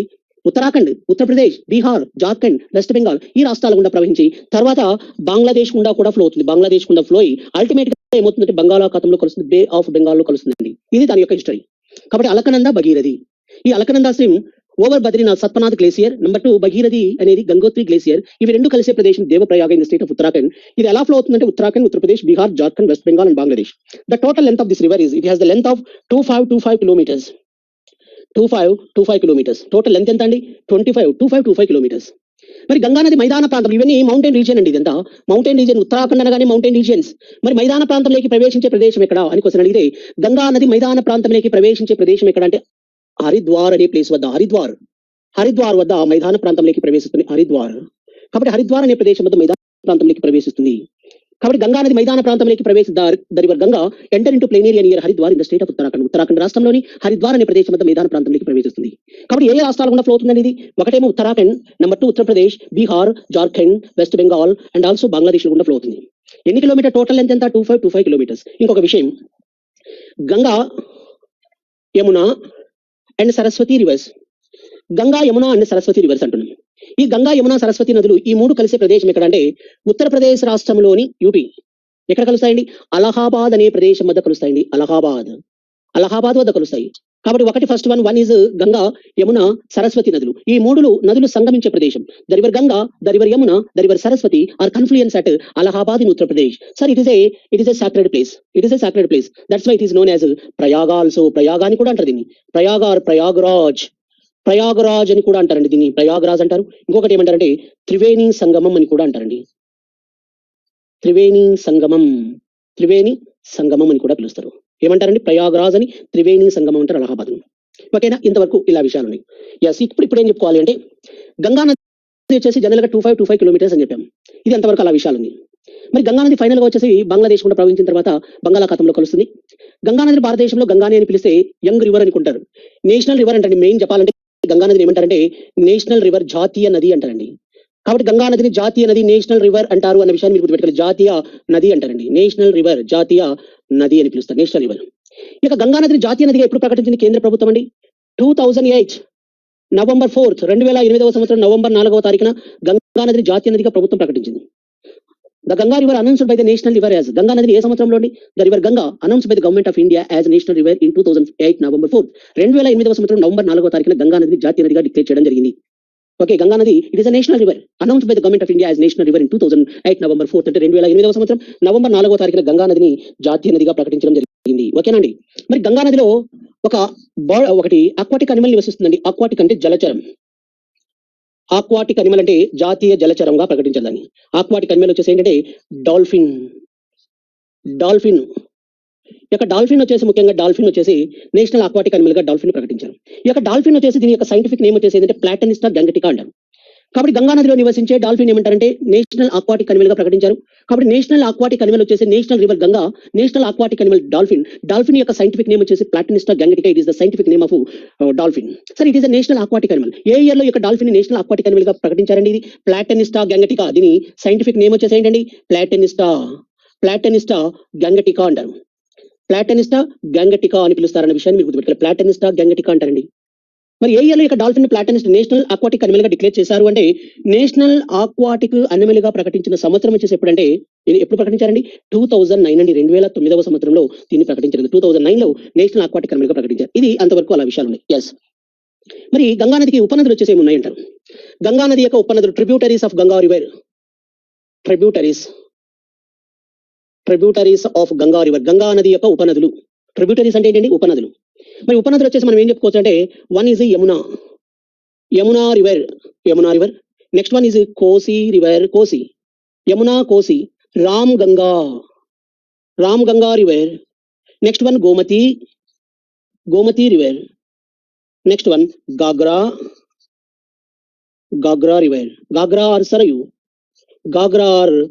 Sarayu river. Ghaghra. One is Yamuna, Kosi, Ramganga, Gomti, Ghaghra or Sarayu. Next one Damodar and also Hooghly river. Sir these are tributaries of Ganga river. ఇవన్నీ గంగా నది యొక్క ఉపనదులుగా పరిగణిస్తారండి. కాబట్టి గంగా నది యొక్క ఉపనదులు వచ్చేసి ఏమున్నాయంటే tributaries of Ganga river. One is Yamuna, Kosi, Ramganga, Gomti, Ghaghra or Sarayu, Damodar and Hooghly. These are tributaries of Ganga river system. కాబట్టి గంగా నది యొక్క ఉపనదులు ఇవన్నీ కూడా ఉన్నాయి. ఇప్పుడు చూడండి, first one is Yamuna river system. Yamuna river system Ganga నది యొక్క ప్రధానమైన ఉపనది. It is a prominent tributary of Ganga river. It is a prominent అంటే ప్రముఖమైన ఉపనది. It is a prominent tributary of Ganga river. Ganga నది యొక్క ప్రధానమైన ఉపనది. Prominent tributary of Ganga, that is Yamuna river system. Yamuna is the prominent tributary of Ganga. Ganga నది యొక్క ప్రధానమైన ఉపనది యమునా నది. కాబట్టి గంగా నది యొక్క ప్రధానమైన ఉపనది ఏదండి? యమునా నది. కాబట్టి Yamuna is the prominent tributary of Ganga river system. మరి యొక్క యమునా నది it is the longest tributary in India అండి. It is the longest tributary అంటే భారతదేశంలో అతి పొడవైన ఉపనది వచ్చేసి ఏంటంటే భారతదేశంలో అతి పొడవైన నది అన్నప్పుడు గంగా చెప్పాలి. ద లాంగెస్ట్ రివర్ 255 కిలోమీటర్స్ అండి. The longest river in India 255 kilometres Ganga river system. The longest tributary in the country that is known as Yamuna. Yamuna నది భారతదేశంలో అతి పొడవైన ఉపనది. అతి పొడవైంది అంటున్నారు. ఎన్ని కిలోమీటర్లు సార్ అంటే 1376 కిలోమీటర్స్, 1376 కిలోమీటర్లు పొడవైన ఉపనది. It is the longest tributary. It has the length of 1376 kilometres, 1376 కిలోమీటర్లు. ఈ యమునా రివర్ సిస్టమ్ వచ్చేసి ఎక్కడ ఆరిజిన్ అవుతుంది? యమునా నది యమునోత్రి గ్లేసియర్ అండి. యమునోత్రి హిమశిఖరం వద్ద జన్మించే నదే యమునా నది. Yamunotri glacier in Uttarakhand. ఉత్తరాఖండ్ రాష్ట్రంలోని యమునోత్రి గ్లేసియర్ వద్ద జన్మిస్తుంది. ఇక యమునా నది గురించి చెప్పాలంటే ఇంకా కొన్ని విషయాలు ఏంటంటే, యమునా నది ఎక్కడ కలుస్తుందండి? గంగా నదితో. Ganga, Yamuna and Saraswati rivers are confluence at Allahabad in Uttar Pradesh. It is known as Prayagraj or Triveni సంగమం. Already told. కాబట్టి ఇవి ఇలా విషయాలు. ఇక యమునా రివర్ సిస్టమ్, యమునా నదికి సంబంధించిన అంశాలు. మరి దీనికి ఉపనదులు వచ్చేసి ఏమున్నాయి సార్ అంటే, పెనిన్సులర్ ట్రిబ్యూటరీస్ అంటే యమునా నది యొక్క ద్వీపకల్ప ఉపనదులు ఏవి అని రేపు మీకు క్వశ్చన్ అడుగుతారు. Peninsular tributaries, peninsular tributaries, peninsular tributaries of Yamuna river అంటే యమునా నదికి గల ద్వీపకల్ప ఉపనదులు. తెలుగులో ఏమంటారంటే యమునా నదికి ద్వీపకల్ప నదులు కొన్ని ఉపనదులుగా ఉన్నాయి, tributaries. Peninsular tributary of Yamuna river system అన్నప్పుడు peninsular tributaries of Yamuna river system అంటే మీరు ఏం చెప్పాలంటే 1 is Chambal, number 2 is Betwa, number 3 is Ken and also Sindh. కాబట్టి ఒకటి చంబల్, బెట్వా, కెన్ అండ్ సింధ్. ఇక్కడ చూడండి, C for Chambal, B for Betwa, K for Ken, S for Sindh.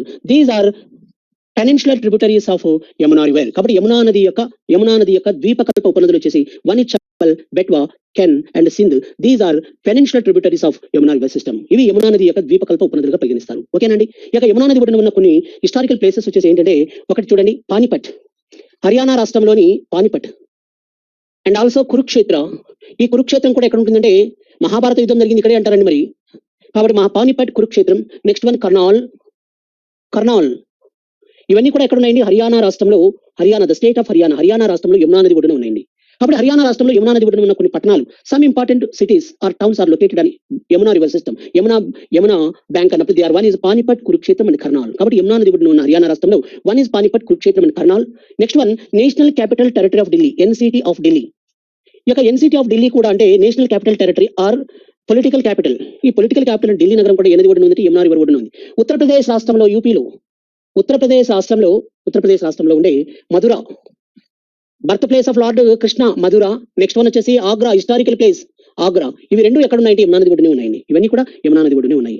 ఇవి దేనికి సంబంధించిన, వాటికి సంబంధించి. నెక్స్ట్ వన్ కోసి రివర్ సిస్టమ్. ఈ కోసి అనేది సన్ కోసి, తామ్ర కోసి, అరుణ్ కోసి కొన్ని సలయల యొక్క కలయిక అండి.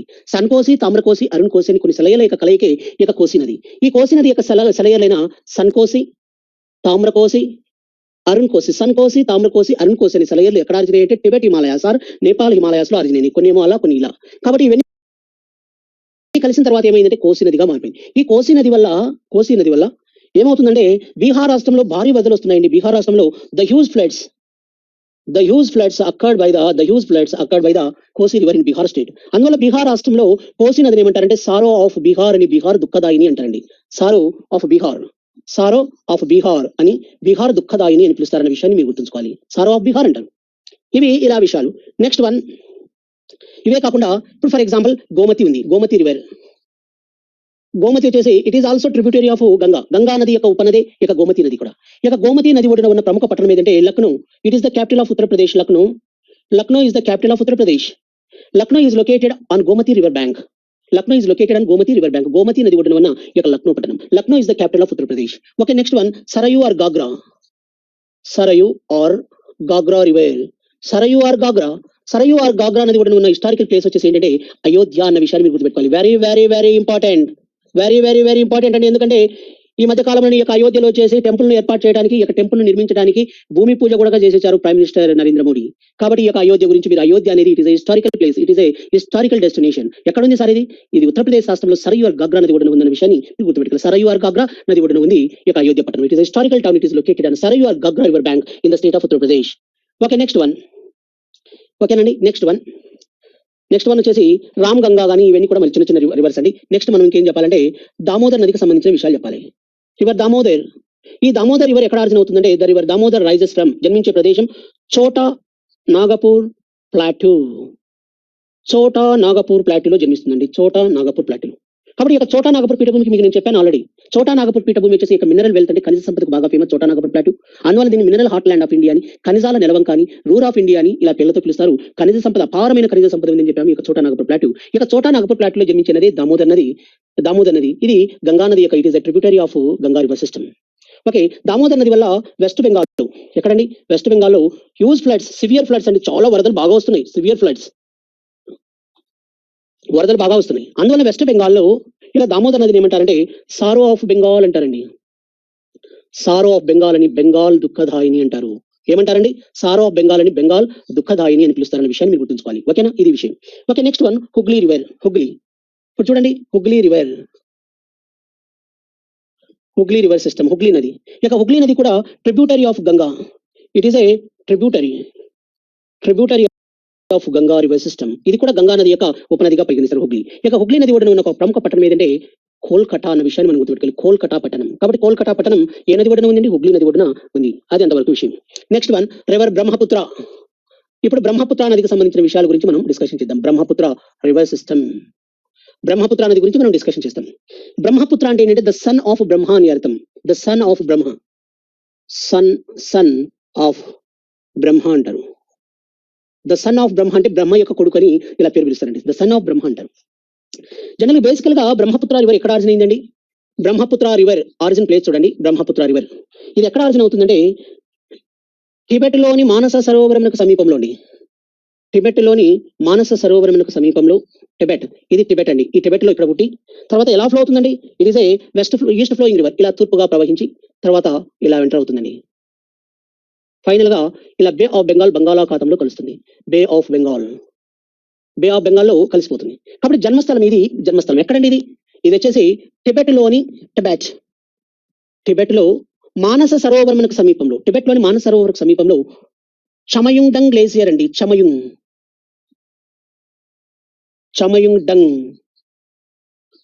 డంగ్ గ్లేసియర్ అంటే చమయుంగ్ డంగ్ హిమశిఖరం వద్ద జన్మించినదే మన Brahmaputra river.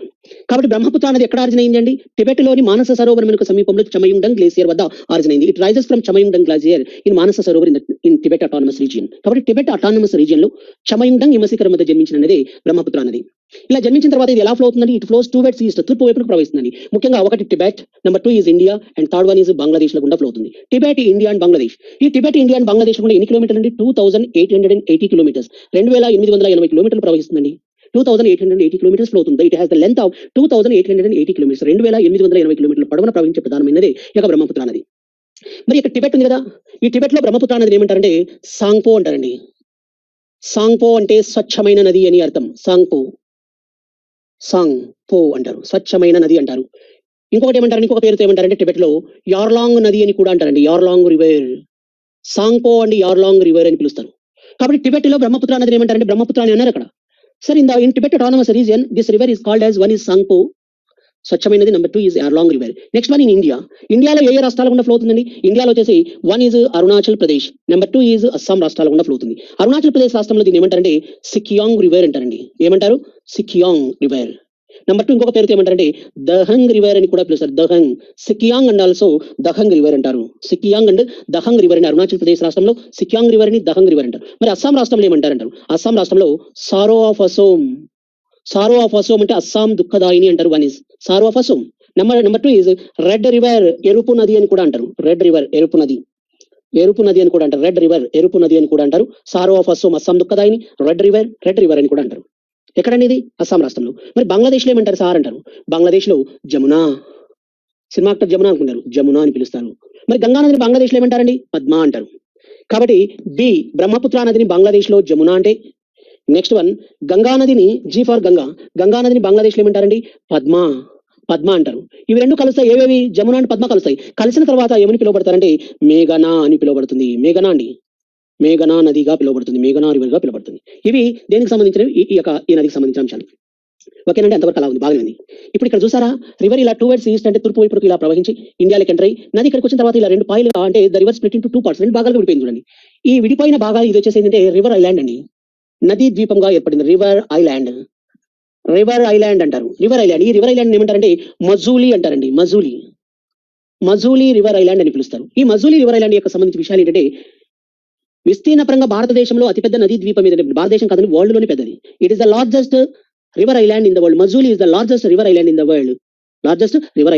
Majuli river island ఏ నది చేత ఏర్పడిందండి? It was formed by the Brahmaputra river in Assam state. కాబట్టి ప్రపంచంలో అతిపెద్ద నదీ ద్వీపం which is the biggest river island in the world అని క్వశ్చన్ అడిగితే Majuli is the biggest river island in the world. It was formed by the Brahmaputra river in Assam state. Assam రాష్ట్రంలో బ్రహ్మపుత్ర నది చేత ఈ మజూలీ రివర్ ఐలాండ్ ఏర్పడింది. It is the largest river island in the world అంటే ప్రపంచంలో అతిపెద్ద నదీ ద్వీపం. ఇది ఇంతవరకు దీనికి సంబంధించిన అంశాలు.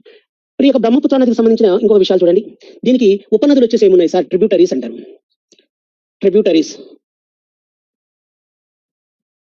ట్రిబ్యూటరీస్ వచ్చేసి ఏమున్నాయి ఒకసారి చూడండి. For example tributaries of Brahmaputra river అన్నప్పుడు 1 ఈజ్ తీస్తా అండి. తీస్తా అని కూడా అంటారు, తీస్తా. నెక్స్ట్ వన్ వచ్చేసి Subansiri, Subansiri. Next one Dihang, Dihang. Next one Dibang, Lohit. Dibang and Lohit rivers. One is Teesta, Subansiri, Dihang, Dibang, Lohit and Manas, Manas. ఇవన్నీ కూడా దేనికి ఉపనదులు అంటే బ్రహ్మపుత్ర నది యొక్క ఉపనదులు అండి. తీస్తా నది, తీస్తా నది, Subansiri, Dihang, Dibang, Lohit and Manas, these are tributaries of Brahmaputra నది. ఇక తీస్తా నది జలాల ఒప్పందం ఎవరెవరి మధ్య జరిగిందంటే India and Nepal, India and Nepal మధ్య. ఇవి ప్రధానంగా చెప్పాల్సిన అంశాలు. దేనికి సంబంధించిన అంశాలండి ఇవన్నీ కూడా? బ్రహ్మపుత్ర దాని యొక్క ఉపనదులకు సంబంధించిన విషయాలు డీటెయిల్ ఇన్ఫర్మేషన్ ఇవ్వడం జరిగింది. ఇప్పుడు మనం డిస్కషన్ చేయాల్సిన అంశాలు, ఇప్పుడు మనం ఏం చెప్పాలంటే ద్వీపకల్ప నదుల గురించి డిస్కషన్ చేయాలండి. ద్వీపకల్ప నదులు అంటే వీటి ఇంగ్లీష్ ఏమంటారంటే పెనిన్సులర్ రివర్స్ అంటారండి. Peninsular rivers, peninsular,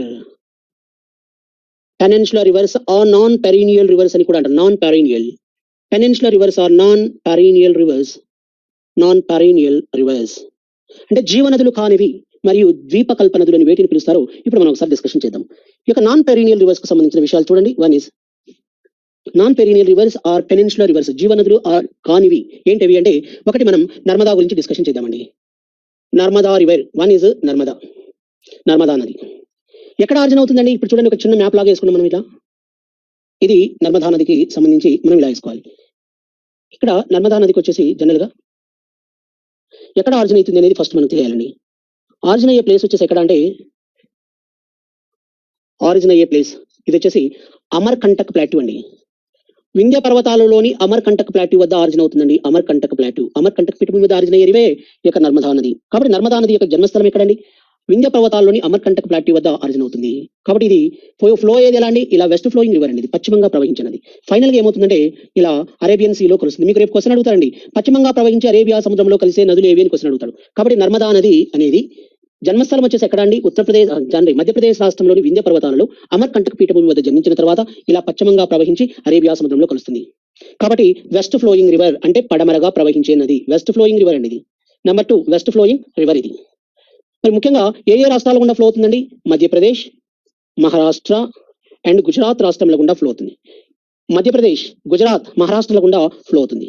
it flows through Madhya Pradesh, Maharashtra and Gujarat. ఎన్ని కిలోమీటర్లు ఫ్లో అవుతుంది? 13-12 కిలోమీటర్స్, 1312 కిలోమీటర్లు ఫ్లో అవుతుంది. 13-12 కిలోమీటర్స్, 1312 కిలోమీటర్లు ప్రవహిస్తుంది. సరే, ఇది ఇంకొక విషయం ఏంటంటే, it flows through rift valley, పగులు లోయ గుండా ప్రవహించే నది ఇది. It flows through rift valley, పగులు లోయ గుండా ప్రవహిస్తుంది. పగులు లోయ అంటే రిఫ్ట్ వ్యాలీ అంటారండి ఇంగ్లీష్ లో. పగులు లోయ గుండా ప్రవహించే నది, విదీర్ణ దరి అని కూడా అంటారండి వీటిని.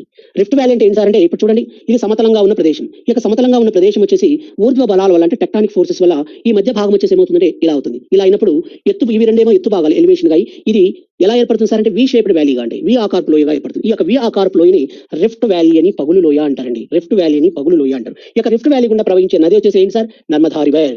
కాబట్టి west flowing river Madhya Pradesh, Gujarat, Maharashtra గుండా ఫ్లో అవుతుంది. 13-12 కిలోమీటర్స్, పగులు లోయ గుండా ప్రవహిస్తుంది. మరి అరేబియా సముద్రంలో కలిసే ప్రదేశం ఎక్కడ సార్ అని క్వశ్చన్ అడిగితే మీరేం చెప్పాలంటే Gulf of Khambhat, Gulf of Khambhat అనే ప్లేస్ వద్ద, Gulf of Khambhat, Gulf of Khambhat వద్ద అరేబియా సముద్రంలో కలుస్తుందండి. ఇది దాని యొక్క సంబంధించిన విషయాలు, గల్ఫ్ ఆఫ్ కంబట్ వద్ద. మరి ఈ నది చేత జనరల్ గా ఈ నది చేత ఏర్పడిన కొన్ని జలపాతాలు, వాటర్ ఫాల్స్ ఉన్నాయండి. ఆ వాటర్ ఫాల్స్ వచ్చేసి ఏంటంటే, ఒకటి కపిలధార, కపిలధార జలపాతం. One is Kapildhara waterfall, one is Kapildhara waterfall. Number 2 is Sahasradhara, Sahasradhara waterfall. Kapildhara waterfall, Sahasradhara waterfall. Next one Dhuandhar waterfall, Dhuandhar, Dhuandhar waterfall. Kapildhara waterfall, Sahasradhara waterfall and Dhuandhar waterfalls. మీరు ఇవి ఇంగ్లీష్ లో ఇలానే రాసుకోవాలండి names. కాబట్టి Dhuandhar waterfall, Sahasradhara waterfall and Kapildhara జలపాతాలు ఏ నది చేత ఏర్పడ్డాయండి? ఇవన్నీ కూడా నర్మదా రివర్ చేత ఏర్పడ్డాయి. These waterfalls were formed by the Narmada river. ఏ రాష్ట్రంలో sir? In the state of Madhya Pradesh, Madhya Pradesh రాష్ట్రంలో ఉన్నాయి ఈ జలపాతాలు, కపిలధార, సహస్రధార అండ్ దువరంధార్ జలపాతాలు. ఎస్, ఇంకొక విషయం ఏంటంటే, ఈ యొక్క నర్మదా నదిపై ఉన్న కొన్ని ప్రాజెక్టులు చూడండి. డ్యామ్స్, డ్యామ్స్ అంటే reservoirs, dams and also reservoirs వచ్చేసి ఏమున్నాయో ఒకసారి చూద్దాం. రిజర్వాయర్స్, ఒకటి మనం రిజర్వాయర్స్ వచ్చేసి ఏం చెప్పచ్చు అంటే, one is Sardar Sarovar dam అండి. One is Sardar Sarovar, Sardar Sarovar dam. One is Sardar Sarovar dam. Number 2 is Omkareshwar irrigation project, Omkareshwar, Omkareshwar irrigation project. Sardar Sarovar dam, Omkar irrigation project. Next one Rani Avantibai hydro electric power plant, Rani Avanti, Rani Avantibai hydroelectric power plant. One is Rani Avantibai hydroelectric power plant, Omkareshwar irrigation project, Sardar Sarovar dam, and also Tawa hydroelectric power plants. Tawa Jalavidyut project, Devia Rani Avantibai hydroelectric power plant, Omkareshwar Niti Parathala project, Sardar Sarovar dam. ఇవన్నీ ఎక్కడ ఉన్నాయంటే నర్మదా నదిపై ఉన్నాయి. Yes. Okay, next one Tapati. The river Tapi or Tapati అండి. మీరు తాపి అని ఉంటుంది, మీరు కన్ఫ్యూజ్ కాకూడదు. తాపి అన్న తపతి అన్న ఒకటి. తపతి రివర్ ఇది ఎక్కడ ఆర్జన అవుతుందంటే మధ్యప్రదేశ్ రాష్ట్రంలో సాత్పురా మౌంటైన్స్. మధ్యప్రదేశ్ రాష్ట్రంలో ఎక్కడండి? సాత్పురా మౌంటైన్స్ లో ముఖ్యంగా ముల్తాయ్ అనే ప్రదేశం వద్ద. Multai, it rises from Multai in Madhya Pradesh, Satpura ranges. కాబట్టి మధ్యప్రదేశ్ రాష్ట్రంలో ఇక ముల్తాయ్ అనే ప్రదేశం వద్ద ఆరిజిన్ అయ్యే నదే ఇక తపతి నది. ఇది కూడా ఎలాంటిదంటే it is also west flowing river, పశ్చిమంగా ప్రవహించే నది. It is also flows through rift valley, పగులు లోయ గుండా ప్రవహిస్తుంది. ఆల్రెడీ మీకు నేను చెప్పానండి నర్మదా నదికి చెప్పేటప్పుడు రిఫ్ట్ వ్యాలీ అంటే ఏంటో. కాబట్టి వెస్ట్ ఫ్లోయింగ్ రివర్ పశ్చిమంగా ప్రవహిస్తుంది, రిఫ్ట్ వ్యాలీ అంటే పగులు లోయ గుండా ఫ్లోస్తుంది, it flows through rift valley. And third one వచ్చేసి మధ్యప్రదేశ్, మహారాష్ట్ర అండ్ గుజరాత్ రాష్ట్రంలో గుండా ఫ్లో అవుతుందండి. గుజరాత్ ఎన్ని కిలోమీటర్లు ఫ్లో అవుతుందండి? ఇది 730 కిలోమీటర్స్, 730 కిలోమీటర్లు 730 kilometres. One is Madhya Pradesh, Maharashtra and Gujarat రాష్ట్రంలో గుండా 730 కిలోమీటర్స్, 730 కిలోమీటర్లు ప్రవహిస్తుంది. గుజరాత్ రాష్ట్రంలోని సూరత్ వద్ద ఎక్కడ కలుస్తుందండి? అరేబియన్ సీలో కలుస్తుంది, అరేబియా సముద్రంలో కలుస్తుంది. ఇది దాని యొక్క హిస్టరీ. ఇక నర్మదా తపతి రివర్స్. ఎన్ అంటే Narmada, T for Tapati, R for rivers. Narmada Tapati rivers అంటే ఎన్టీఆర్ అంటే నందమూరి తారక రామారావు అనుకునే మీరు. నందమూరి తారక రామారావు కాదు ఇక్కడ. N for Narmada, T for Tapati, R for rivers. Narmada Tapati rivers. వీటి ఏమంటారంటే కవల నదులు అంటారండి. ఏమంటారు? కవల నదులు, ట్విన్ రివర్స్ అంటారండి. ట్విన్ రివర్స్ కవల నదులు అంటారు. ట్విన్ రివర్స్ అని కవల నదులు అని పిలుస్తారండి. ట్విన్ రివర్స్ కవల నదులు అంటారు. ఇక తపతి నదిపై ఉన్న కొన్ని ప్రాజెక్టులు, డ్యామ్స్ అండ్ రిజర్వాయర్స్ చెప్పండి సార్ అని క్వశ్చన్ అడిగితే, డ్యామ్స్ అండ్ రిజర్వాయర్స్ వచ్చేసి ఏమున్నాయి సార్ ఇక తపతి నదిపై అంటే, వన్ ఇది Kakrapar dam. One is Kakrapar dam. Number 2 is Ukai project అంటారు. ఉఖాయ్ ఇరిగేషన్ ప్రాజెక్ట్ అంటారు. కాబట్టి ఒకటి వచ్చేసి ఏంటి? Kakrapar project dam. Number 2 is Ukai irrigation project. ఇవి రెండు ఏ నదిపై నిర్మించారండి? తపతి నదిపై నిర్మించారు. ఏ రాష్ట్రంలో? గుజరాత్ రాష్ట్రంలో. ఎస్. ఓకేనా? ఇది ఇలా విషయాలు. నెక్స్ట్ మనం చెప్పాల్సింది ఏంటంటే గోదావరి అండి. ద రివర్ గోదావరి నది. జనరల్గా గోదావరి నదిని ఏమంటారంటే ఇండియన్ రాయిన్ అంటారండి. ఇండియన్ రాయిన్ అని పిలుస్తారు. వన్ ఈజ్ ఇండియన్ రాయిన్ అంటారు. నెంబర్ 2 వృధ గంగా అని పిలుస్తారు. అంటే వృద్ధ గంగా అని. Number 3 one is Indian Rhine, Vriddha Ganga అని. థర్డ్ వన్ వచ్చేసి సౌత్ గంగా, దక్షిణ గంగా అని కూడా పిలుస్తారండి. సౌత్ గంగా, దక్షిణ గంగా అంటారు. కాబట్టి one is Indian Rhine, number 2 is Vriddha Ganga, third one is south Ganga అంటారు. ఇక గోదావరి నది ఎక్కడ ఆరిజిన్ అవుతుందండి? గోదావరి నది జన్మస్థలం వచ్చేసి ఎక్కడంటే త్రయంబక ప్లాట్యూ అండి. త్రయంబక ప్లాట్యూ. ఇక త్రయంబక ప్లాట్యూలో ఆరిజిన్ అయ్యే నదే గోదావరి నది. త్రయంబక ప్లాట్యూ. ఈ త్రయంబక ప్లాట్యూ వచ్చేసి ఎక్కడండి?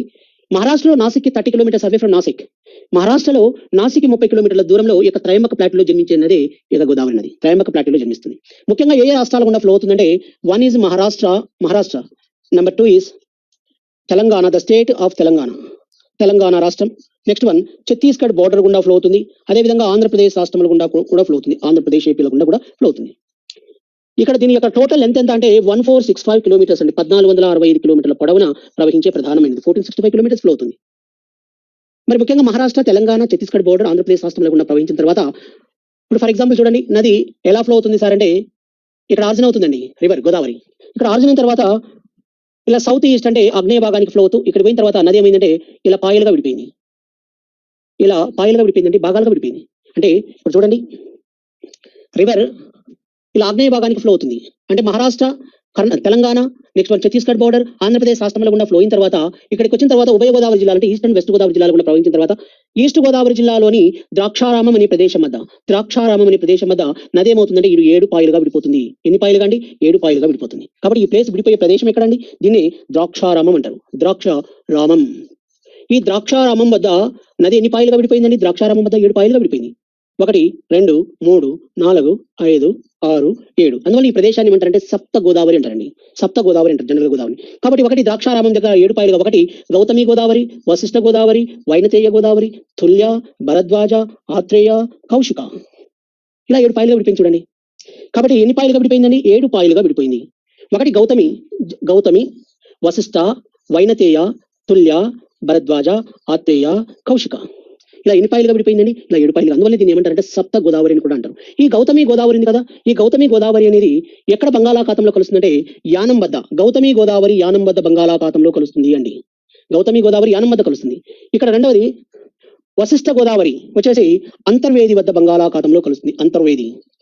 అంతర్వేది వద్ద బంగాళాఖాతంలో కలుస్తుంది. నెక్స్ట్ వన్ ఇంకొకటి వచ్చేసి ఏంటి, ఇక వైనతేయ గోదావరి ఉంది కదా, ఇక వైనతేయ గోదావరి కొమరగిరి పట్నం వద్ద బంగాళాఖాతంలో కలుస్తుంది. కొమరగిరి పట్నం వద్ద బంగాళాఖాతంలో కలుస్తుందండి. నెక్స్ట్ వన్ ఇక్కడ చూసారా, తుల్య, భరద్వాజ, కౌశిక, ఆత్రేయ, ఇవన్నీ కూడా ఎక్కడ కలుస్తాయంటే బంగాళాఖాతంలో కలిసే ప్రదేశం ఎక్కడంటే ఎక్కడ కలుస్తాయండి ఇవన్నీ వచ్చేసి కలిసే ప్రదేశం ఎక్కడంటే బెండమూర్ల లంక అండి. బెండమూర్ల లంక వద్ద కలుస్తాయన్న విషయాన్ని గుర్తుపెట్టుకోవాలి. కాబట్టి గౌతమి గోదావరి యానం వద్ద కలుస్తుంది, వశిష్ఠ గోదావరి వచ్చేసి అంతర్వేది వద్ద బంగాళాఖాతంలో కలుస్తుంది, వైనతేయ గోదావరి వచ్చేసి కొమరగిరి పట్నం వద్ద, తుల్య, భరద్వాజ, కౌశిక, ఆత్రేయ వచ్చేసి బెండమూర్ల లంక వద్ద బంగాళాఖాతంలో కలుస్తుంది. గోదావరి నది యొక్క మొత్తం పొడవు అంటే 1460 కిలోమీటర్ల విషయాన్ని మనం గుర్తుపెట్టుకోవాలి. ఓకేనండి, ఇది ఇంతవరకు విషయాలు. మరి యొక్క గోదావరి నది యొక్క ఉపనదులు వచ్చేసి ఉన్నాయి, ట్రిబ్యూటరీస్. గోదావరికి ట్రిబ్యూటరీస్ వచ్చేసి ఉన్నాయండి, గోదావరి యొక్క ట్రిబ్యూటరీస్ ఉపనదులు వచ్చేసి ఉన్నాయి అనే దానిపై ఒకటి మంజీరా, ప్రాణహిత, శబరి, సీలేరు, మంజీరా, ప్రాణహిత, శబరి, సీలేరు, ఇంద్రావతి, కిన్నెర సాని. ఇవి గోదావరి నది యొక్క ఉపనదులు అండి ఇవన్నీ. నెక్స్ట్ వన్ మంజీరా, ప్రాణహిత, శబరి, సీలేరు, ఇంద్రావతి, కిన్నెర సాని, కడెం, మానేరు. ఇవన్నీ కూడా ఏంటంటే ఇది గోదావరి నది యొక్క ఉపనదులు అండి. కాబట్టి గోదావరి నది ఉపనదులు అనగానే మీరు ఏం చెప్పాలి? ఒకటి వచ్చేసి గోదావరి నది ఉపనదులు అనగానే ఫస్ట్ మంజీరా, ప్రాణహిత, శబరి, సీలేరు, ఇంద్రావతి, కిన్నెరసాని, కడెం, మానేరు, పెదవాగు, ఇవన్నీ కూడా these are tributaries of Godavari. మరి గోదావరి నది ఒడ్డున ఉన్న కొన్ని హిస్టారికల్ ప్లేసెస్ చూడండి. హిస్టారికల్ ప్లేసెస్ గోదావరి నది ఒడ్డున ఉన్నప్పుడు గోదావరి నదిపై ఉన్న కొన్ని హిస్టారికల్ ప్లేసెస్ మంచి పట్టణాలు మహారాష్ట్రలో వచ్చేసి ఉన్నాయో ఒకసారి చూడండి. మహారాష్ట్రలో గోదావరి నదిపై ఉండేది వచ్చేసి వన్ ఈజ్ నాసిక్ పట్టణం ఒకటి, రెండవది Nashik and Nanded. Next one Trimbakeshwar town, one is Nashik, Nanded and Trimbakeshwar వచ్చేసి మహారాష్ట్రలో గోదావరి నది ఒడ్డున ఉన్నాయి. కాబట్టి మహారాష్ట్రలో గోదావరి నది ఒడ్డున ఉన్న ప్రముఖమైన హిస్టారికల్ ప్లేసెస్ వచ్చేసి one is Nashik, Nanded and Trimbakeshwar. Next one Telangana రాష్ట్రంలో గోదావరి నది ఒడ్డున వచ్చేసి ఉన్నాయి సార్ క్వశ్చన్ అడిగితే జనరల్ ఒకటి మనం ఏం చెప్పుకోవచ్చంటే కోటిలింగాల. ఏం లింగాలండి? Kotilingala. One is Kotilingala. Next one Bhadrachalam, Kotilingala, Bhadrachalam. Next వచ్చేసి కోటిలింగాల ఒకటి, భద్రాచలం ఒకటి. అదేవిధంగా ఇంకా మనం కాళేశ్వరం, ధర్మపురి. ఇవి తెలంగాణ రాష్ట్రంలో కోటిలింగాల, భద్రాచలం, కాళేశ్వరం, ధర్మపురి. ఇవి తెలంగాణ రాష్ట్రంలో గోదావరి నది ఒడ్డున ఉన్నాయి. కాబట్టి one is Kotilingala, Bhadrachalam, Kaleswaram, Dharmapuri. Yes. Andhra Pradesh రాష్ట్రంలో ఏపీలో గోదావరి నది ఒడ్డున one is Rajahmundry. It is located on Godavari river bank. One is Rajahmundry. Number 2 is Rajahmundry. Antarvedi. Next one river Godavari flows through Papi కొండల గుండా ప్రవహించే ప్రధానమైన నది river Godavari flows through Papi hills. ఓకేనండి, ఇవి these are important words. Okay, Sabari, Sileru, Indravati, Kinnerasani, Pedavagu, Kadem, ఇవన్నీ కూడా ట్రిబ్యూటరీస్. ఈ గోదావరి పాపి కొండల గుండా ప్రవహించే ప్రధానమైన నది. yes. Okay, next one Krishna, the river Krishna river. One is the river Krishna. ఈ కృష్ణా నదికి సంబంధించిన విషయాల గురించి డిస్కషన్ చేద్దాం. కృష్ణా రివర్ వచ్చేసి ఆరిజిన్ ప్లేస్ ఎక్కడండి? గోదావరి తర్వాత అతి ప్రముఖమైన నది వచ్చేసి it is A second longest river in south India after Godavari. Godavari తర్వాత రెండవ అత్యంత పొడవైన నది కృష్ణా నది. ఎన్ని కిలోమీటర్లు ఫ్లో అవుతుందండి? It has the length of 1400 kilometres. 1400 కిలోమీటర్ల పొడవున ప్రవహించిన నది అండి. 1400 kilometres. It has the length of 1400 kilometres Krishna river. yes. Okay, next one Krishna నది ఆరిజిన్ ప్లేస్ ఎక్కడంటే మహాబలేశ్వర్ ఘాట్ ఇన్ మహారాష్ట్ర. మహాబలేశ్వర్ ఘాట్ ఇన్ మహారాష్ట్ర అండి. మహారాష్ట్రలోని మహాబలేశ్వర్ ఘాట్ వద్ద జన్మించినదే ఇక కృష్ణా నది. మహాబలేశ్వర్ ఘాట్ వద్ద జన్మిస్తుంది. తర్వాత ఏ రాష్ట్రాల గుండా ఫ్లో అవుతుందండి? One is Maharashtra, number 2 is Karnataka. Next one is Telangana and also Andhra Pradesh రాష్ట్రంలో గుండా ప్రవహిస్తుంది. Maharashtra, Karnataka, Telangana and Andhra Pradesh. It flows through Maharashtra, Karnataka, Telangana and Andhra Pradesh. In Andhra Pradesh river mouth of Krishna is river mouth అంటే నది ముఖద్వారం. నది సముద్రంలో కలిసే ప్రదేశం. దాన్ని ఏమంటారు ఇంగ్లీష్ లో? రివర్ మౌత్ అంటారు. Debouches, drains into and river mouth అంటారు. కాబట్టి కృష్ణా నది ముఖద్వారం వచ్చేసి ఎక్కడంటే అంశలదేవి ఇన్ కృష్ణా డిస్ట్రిక్ట్. అంశలదేవి వద్ద కలుస్తుంది. ఎక్కడ కలుస్తుంది? బంగాళాఖాతంలో కలుస్తుంది. ఈ అంశలదేవి వచ్చేసి ఎక్కడ ఉంది? కృష్ణా జిల్లాలో ఉంది. దీని లెంత్ ఎంత అంటే 1400 కిలోమీటర్స్. ఇది కృష్ణా నదికి సంబంధించిన అంశాలు. ఇక కృష్ణా నది ఒడ్డున ఉన్న కొన్ని ప్లేసెస్ చూడండి. ప్లేసెస్ టు విజిట్ అంటే కృష్ణా నదిపై ఉన్న కొన్ని ప్లేసెస్ టు విజిట్ కృష్ణా నది. ఫస్ట్ మనం ఏం చెప్పుకోవచ్చు? కృష్ణా నది అనగానే ఒకటి మహాబలేశ్వర్ ఘాట్ అని బాగా ఫేమస్ అండి ప్లేస్ ఇది. మహాబలేశ్వర్ ఘాట్ మహారాష్ట్ర. నెక్స్ట్ వన్ ఆంధ్రప్రదేశ్ రాష్ట్రంలో Vijayawada. Next one Srisailam. Next Vijayawada, శ్రీశైలంతో పాటు ఇంకేం Vijayawada, Srisailam. One is Vijayawada, number 2 is Srisailam. Next one వచ్చేసి అమరావతి. ఇవన్నీ కూడా కృష్ణానది ఒడ్డున ఉన్న హిస్టారికల్ ప్లేసెస్ అండి. మరి కృష్ణానది యొక్క ఉపనదులు వచ్చేసి ట్రిబ్యూటరీస్ వచ్చేసి ఉన్నాయి అనే దానిపై డిస్కషన్ చేద్దాం. Tributaries of Krishna river. కృష్ణానది యొక్క ఉపనదులు ట్రిబ్యూటరీస్ ఆఫ్ కృష్ణ అన్నప్పుడు చూడండి, ట్రిబ్యూటరీస్ అన్నప్పుడు one is Tungabhadra river. Next one is Musi, Dindi, Panchaganga అండి, Ghataprabha. One is Tungabhadra, number two is Musi, Dindi, Panchaganga, Ghataprabha, Bhima river, Koyna, Aleru, Munneru and Munneru. కాబట్టి కృష్ణానది యొక్క ఉపనదులు వచ్చేసి ఏమని క్వశ్చన్ అడిగితే tributaries of Krishna river, one is tributaries of Krishna river, there one is Tungabhadra, Musi, Dindi, next one Aleru, Munneru, next one Ghataprabha, next one Panchaganga, Bhima, next one Koyna. These are tributaries of Krishna river. Yes. Okay, next one is Kaveri river.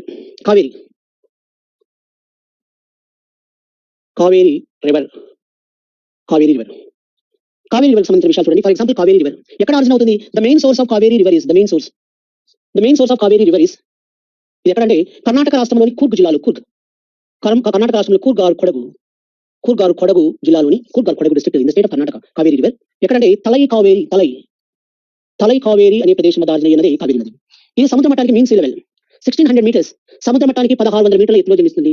It rises from about mean sea level 1600 meters. సముద్ర మట్టానికి 1600 మీటర్ల ఎత్తులో జన్మిస్తుంది. 1600 మీటర్ల ఎత్తులో జన్మించింది.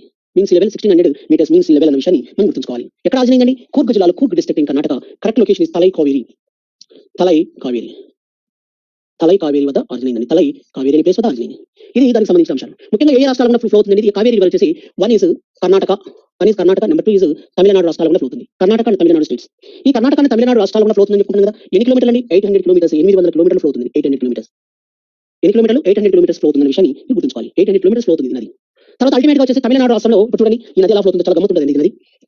ఇప్పుడు ఇది భారతదేశం ఇలా ఉన్నప్పుడు ఇవి కర్ణాటక రాష్ట్రంలో కూర్గ్ ప్రాంతం. ఇక్కడ ఆరిజిన్ తర్వాత ఇది ఇలా ఫ్లో అవుతూ ఇక్కడికి వచ్చిన తర్వాత ఇలా రెండు భాగాలుగా విడిపోయింది.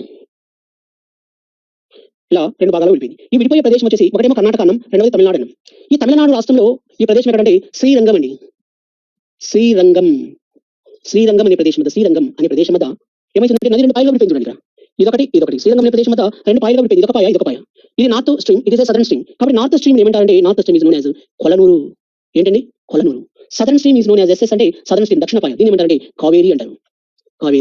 కాబట్టి వన్ ఇస్ ఇక్కడ రెండు స్ట్రీమ్స్ ఏర్పడ్డాయి. నార్త్ స్ట్రీమ్ ఏమన్నారండి? కొలనూరు అన్నారు. సదర్న్ స్ట్రీమ్ ఏమన్నారు? కావేరీ అన్నారు. ఇవి రెండు కలిసే ప్రదేశం వచ్చేసి ఎక్కడ అంటే, ఇవి రెండు కలిసే ప్రదేశం ఎక్కడంటే కావేరీపట్నం అండి.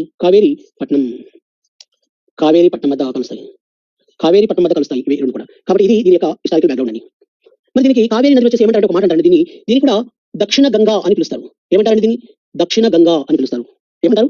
దక్షిణ గంగా అంటారు. సదరన్ గంగా అని దక్షిణ గంగా. మరి గోదావరి కూడా దక్షిణ గంగా, సదరన్ గంగా అన్నారు. దీన్ని దక్షిణ గంగా అంటున్నారంటే ఇక్కడ మీకు ఆప్షన్ రెండు ఇస్తే గోదావరికి ఫస్ట్ ప్రియారిటీ ఇవ్వాలి. గోదావరి లేకపోతే సెకండ్ ప్రియారిటీ ఎవరికి ఇవ్వాలి? కావేరికి ఇవ్వాలి. రెండు ఉంటే గోదావరికి ఫస్ట్ ప్రియారిటీ. ఇది విషయం.